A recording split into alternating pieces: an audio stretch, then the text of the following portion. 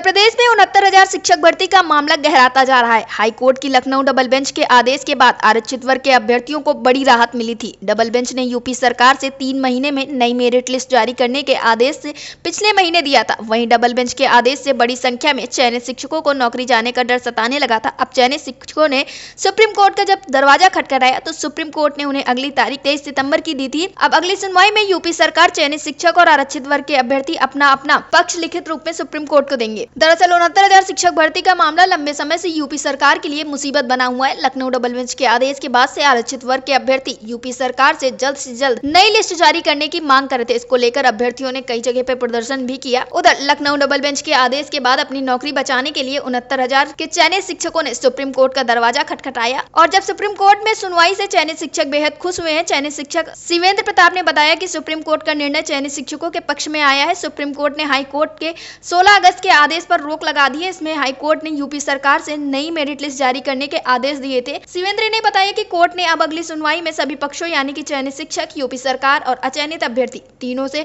अपना अपना लिखित पक्ष रखने के लिए कहा है। तीनों पक्ष 23 सितंबर को 7 पेज में अपना लिखित पक्ष रखेंगे। इस विषय पर अटल टीवी की टीम ने चयनित शिक्षक शिवेंद्र प्रताप से टेलीफोनिक वार्ता की तो उन्होंने बताया कि उन्हें पूरा विश्वास है कि उनके साथ जरूर न्याय होगा। और आगे उन्होंने क्या कुछ कहा आप भी सुनिए। शिवेंद्र जी, आपका हमारे चैनल अटल टीवी पे बहुत बहुत स्वागत है।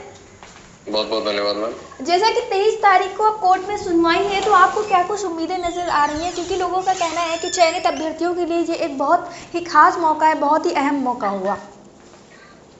बिल्कुल मैम, हमको माननीय सर्वोच्च न्यायालय से इस बार न्याय की उम्मीद है। माननीय डबल बेंच में बिना हमारा पक्ष सुने हुए एक तरफा आदेश पारित हो गया था, जिसके उपरांत में कार्यरत शिक्षकों ने सर्वोच्च न्यायालय की शरण ली है और हमको सर्वोच्च न्यायालय से ये उम्मीद है कि सर्वप्रथम सभी मेरिट पर जो है सापेक्ष अपना सफलता अर्जित करके जो कार्यरत शिक्षक है उनके पक्ष में फैसला आएगा और कार्यरत शिक्षकों को उनके यथास्थान पर बरकरार रखते हुए शासन जो है इस शासन को निर्देशित किया जाएगा कि जो शिक्षक कार्यरत है उनको कार्य पर बनाए रखा जाए और बाकियों के लिए जो दिशा निर्देश सुप्रीम कोर्ट जारी करेगा उसको सबको स्वीकार करना पड़ेगा। जी शिवेंद्र जी, जैसा कि आपने बताया आपको पूरी उम्मीदें हैं, लेकिन जो अचयनित अभ्यर्थी हैं या यूँ कहें कि जो आरक्षण पीड़ित अभ्यर्थी हैं उनका साफ तौर पे ये कहना है कि आप लोग चयनित हैं, आप लोग 4 साल से सैलरी ले रहे थे, तो ऐसे में आप लोग अच्छे से अच्छा वकील हायर करके कोर्ट में पेश हो सकते हैं और आप लोग केस जीत सकते हैं और उनके पास इतना पैसा नहीं है कि वो एक बहुत बड़ा वकील हायर करे और केस जीते जाके।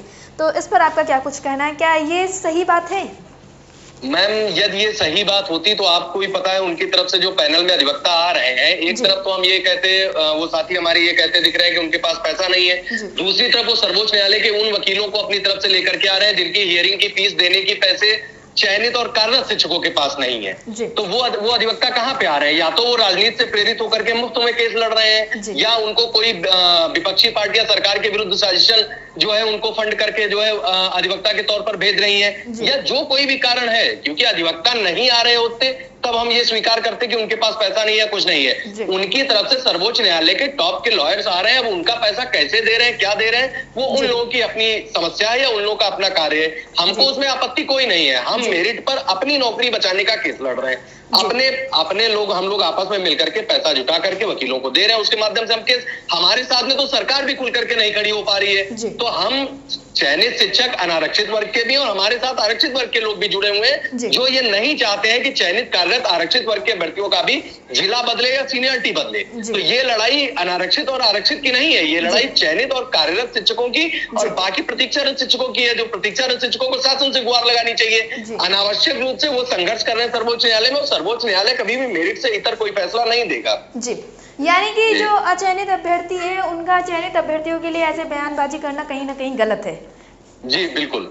जी, आप लोगों ने क्या कुछ सोच के रखा है, किस तरह से 23 तारीख को आप लोग वहाँ पहुँचने वाले हैं और आप जो चयनित अभ्यर्थी हैं उनके बीच में कैसा माहौल है इस वक्त?